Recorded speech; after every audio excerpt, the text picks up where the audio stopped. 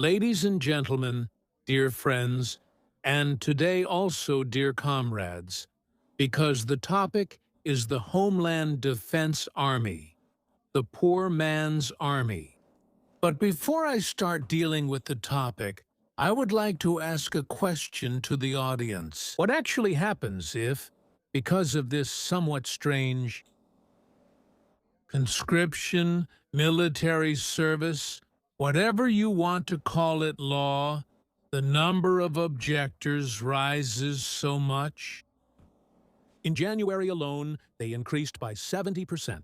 That the whole thing doesn't make sense anymore, because many will ask themselves, even if it's well paid, why should I risk my neck if the majority of my peers in the audience refuse to do it? It's actually a phenomenon, and many people don't even know that from the founding of the Bundeswehr until the suspension of compulsory military service, over 1 million German men refused military service. If you take a division of 20,000 men, that's 50 fully equipped divisions that refused, and this is still going on. And I haven't even mentioned the gentlemen who legally moved to West Berlin over the decades to avoid military service. By the way, quite a lot of prominent people, some of whom can still be found today, in politics, the judiciary, and administration. That's a topic of its own. In any case, of course, the problem arose in the fair-weather democracy of the Federal Republic because the highest court determined that Article 4, the refusal of war service, also automatically applies to military service, which I consider to be absolute nonsense. But I'm not a fully qualified lawyer, nor a judge, nor someone in a red robe who always knows better when politics is helpless. Then the courts in Germany have to decide. In any case, you shouldn't be surprised that these numbers are so high when it's made so easy that you could just send in a postcard in the past. I refuse military service, and that was the end of it. Of course, that was also because they were very generous.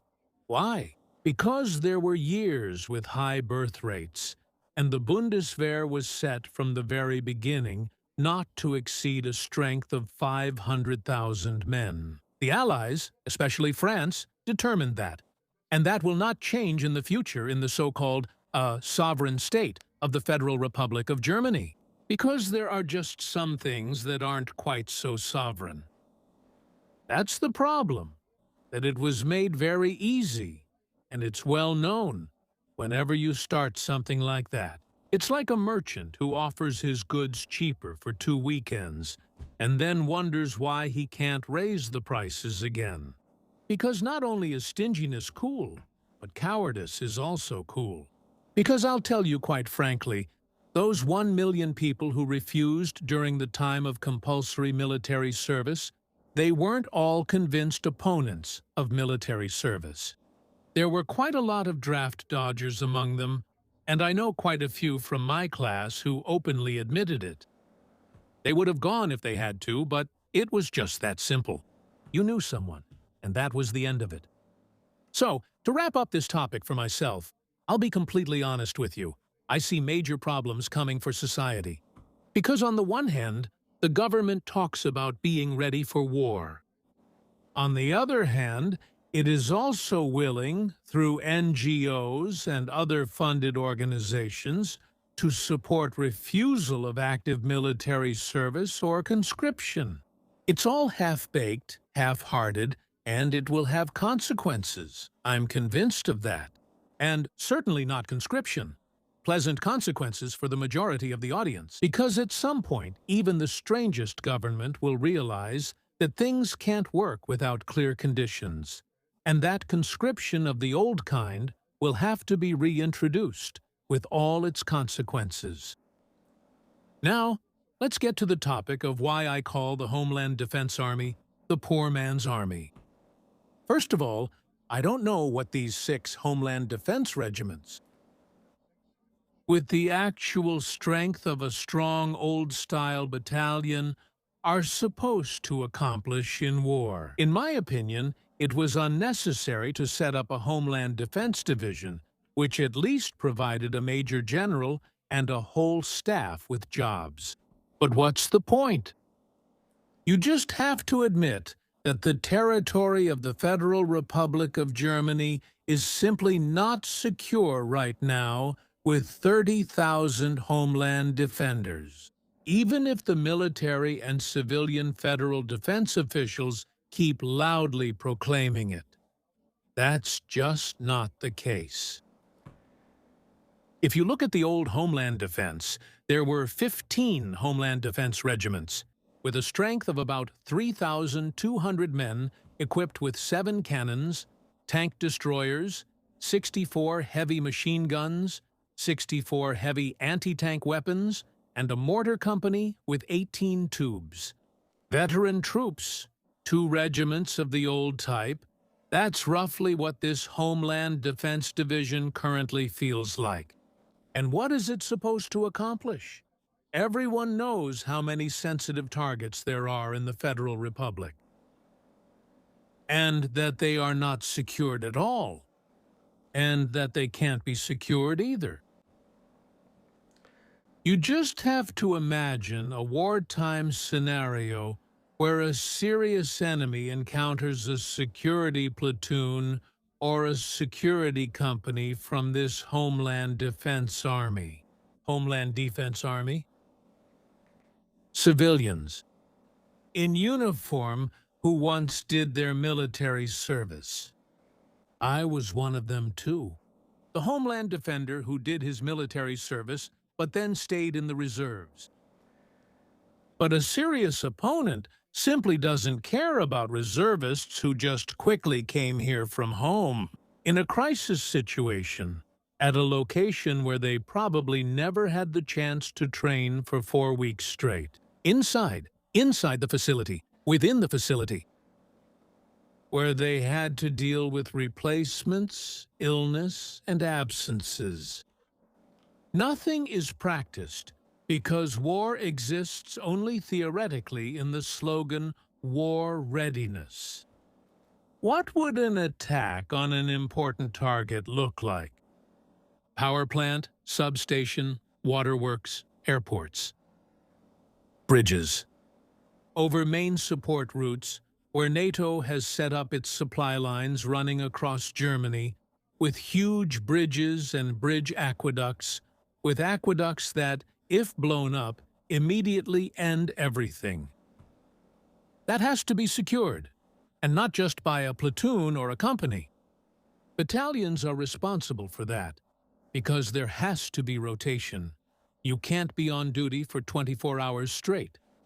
And you have to imagine an attack by these people very differently, not like some little kid.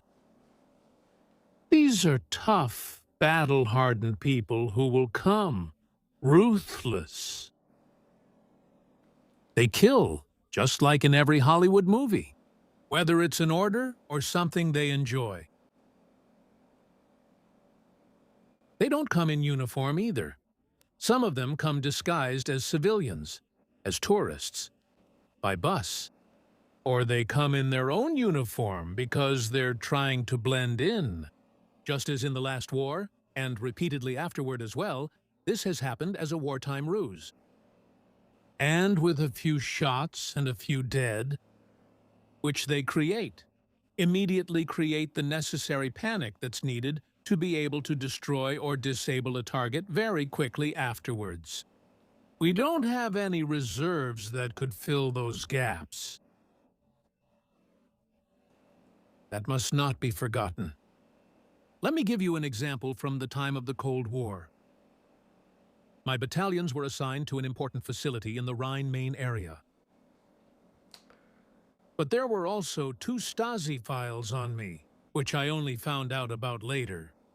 And we knew that the other side, which was assigned to us with special forces because it was a very important facility, would have also come in our uniforms.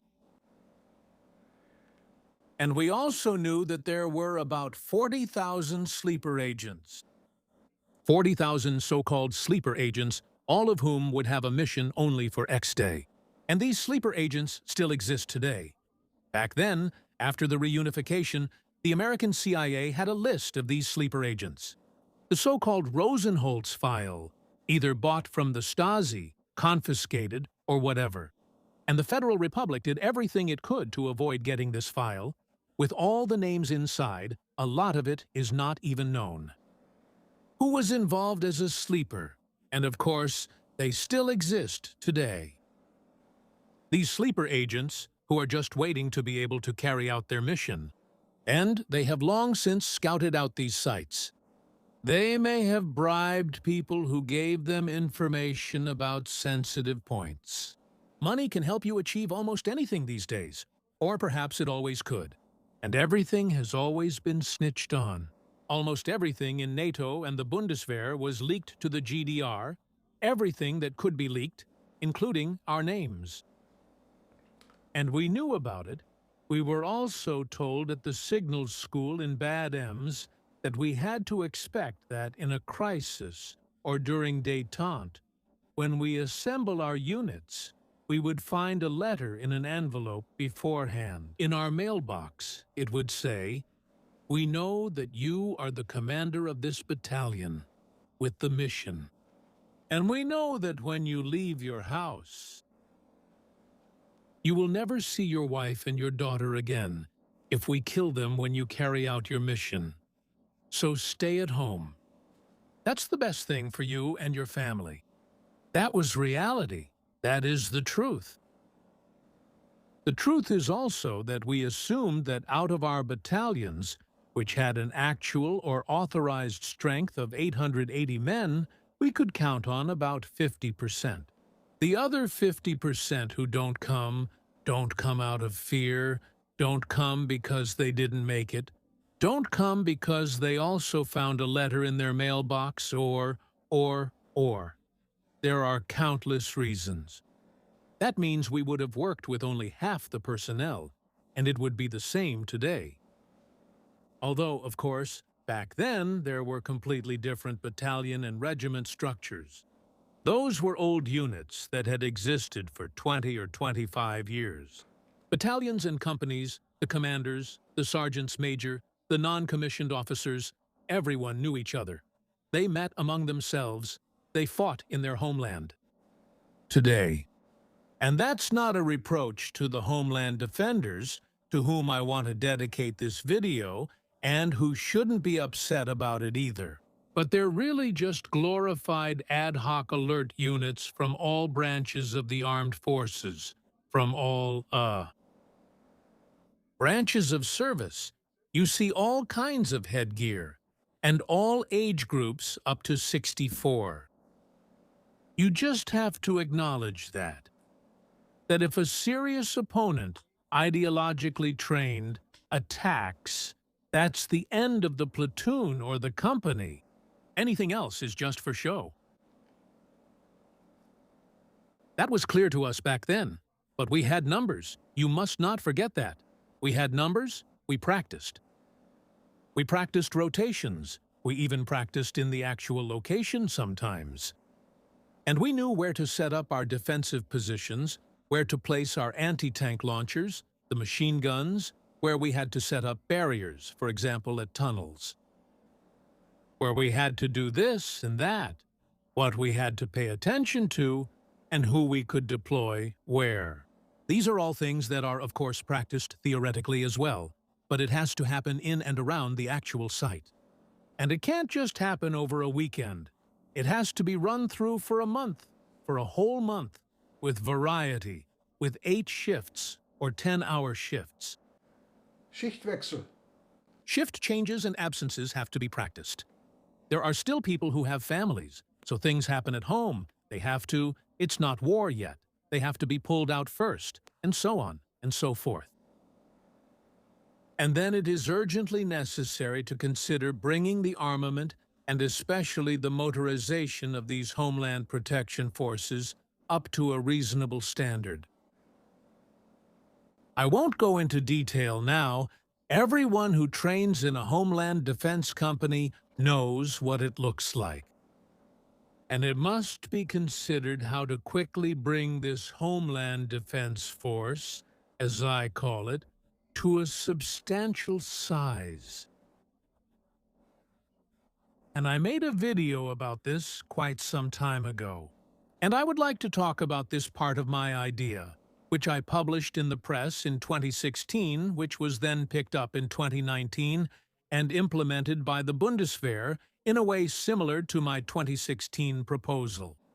But again, only halfway and not fully or consistently to the end for cost reasons.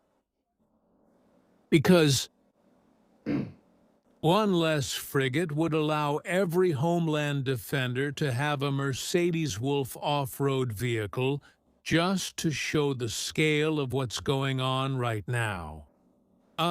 So either you take it seriously and don't just talk about war readiness or defense preparedness, but you actually implement it out of responsibility towards the soldiers. Because they won't go along with it. B4, B5 salary grade, eventually retiring someday. So, and then they get a little pension for their weekend exercises or the week they have, a few extra pennies, and that's it. On this occasion, just a subtle note. I always get very nice letters from viewers, and sometimes I'm even addressed as General. I was a reserve colonel. Big difference from a colonel. In the war, I would have had to do the same things as a regular colonel. But I was only a reserve colonel, and I don't get a pension either. After my 41 years of active service and later in the reserves, I received a certificate, and that was my thanks for 41 years and 2 months of service to the fatherland. And, I'll leave it at that.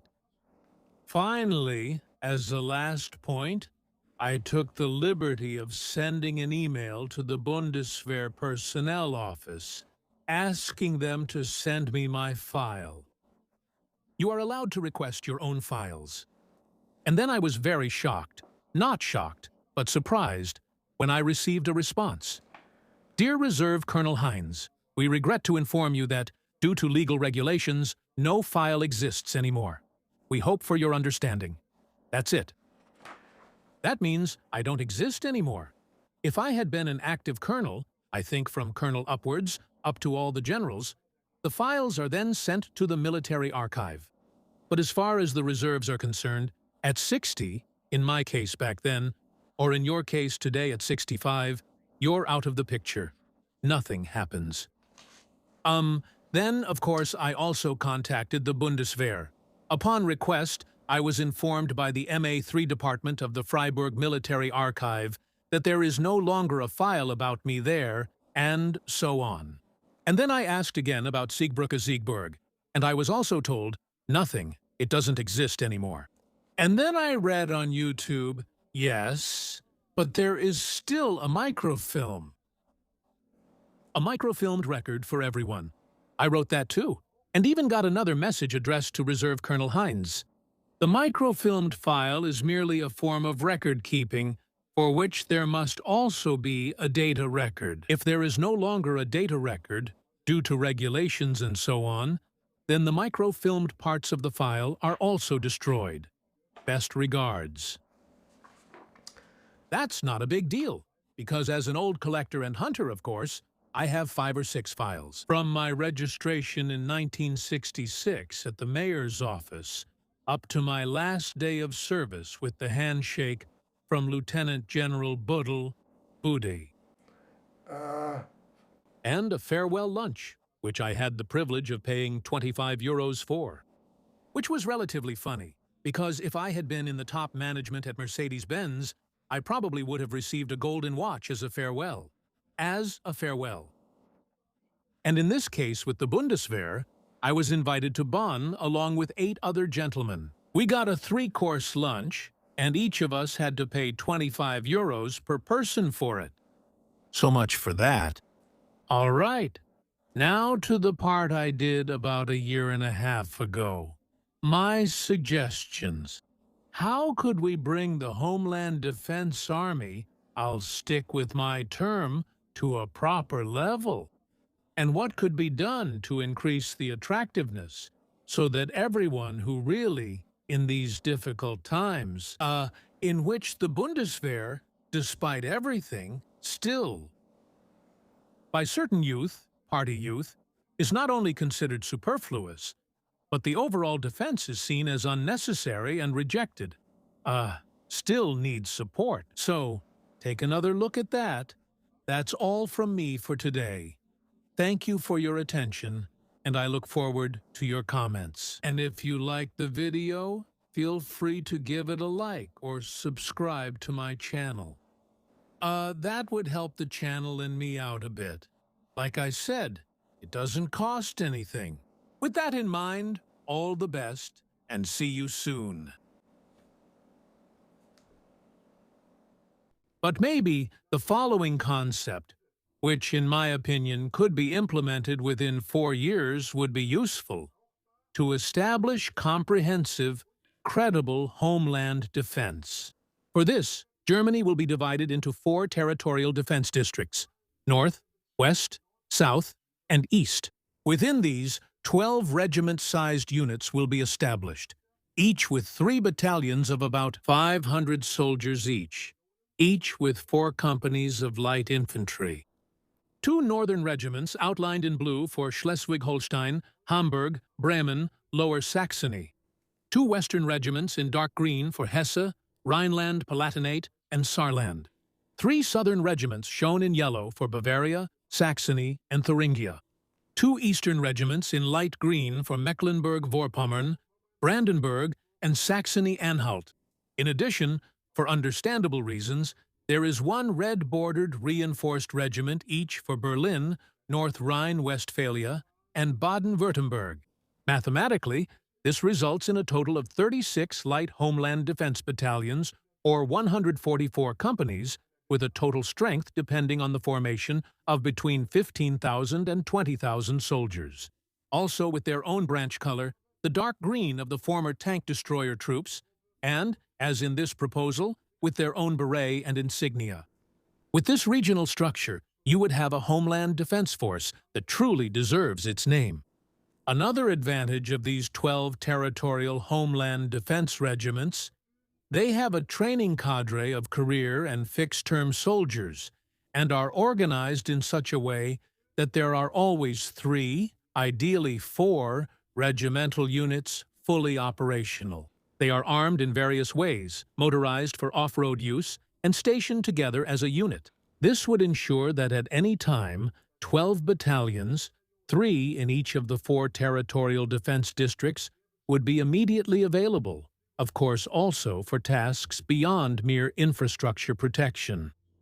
Additionally, as soldiers leave active service and are obligated to continue serving in the reserves over the years, an ever-growing infantry reserve army would be created, which can be used in a variety of ways. Also in disasters, where only the Bundeswehr can provide massive assistance. Now, in order to implement this concept, apart from the infrastructure that will be created in a few years, completely different incentives need to be established. I'm talking about money. The monthly starting salary is fine, but when the discharged soldier is called up as a reservist, it's not understandable why he isn't paid like an active soldier of his rank. Of course, this also applies to those who never served before and are now being trained as soldiers on weekends. Because either reservists are real soldiers, or, like in the old days of the Cold War, they're just the field army's poor relations. So how about offering the following to soldiers leaving the Homeland Defense units? If he or she commits to unrestricted service in the reserves for, say, 4 years, he or she will receive a tax-free sum of X paid out. In addition, the reservist of either gender receives a monthly salary according to their rank when not on duty. For example, 1/3 of the monthly salary of an active soldier. And if he is called up during the 4 years, of course, he receives the full salary according to his rank. This regulation can also be applied to a lesser extent to those who had no prior service and have since been trained as soldiers. He or she will be rewarded with a tax-free monthly amount, yet to be determined, for a multi-year commitment to unrestricted service in the Reserve Homeland Defense. And if that costs $100 million a year or more, then that's just how it is, because money is always found for other matters as well. Only in those cases, it's immediately billions.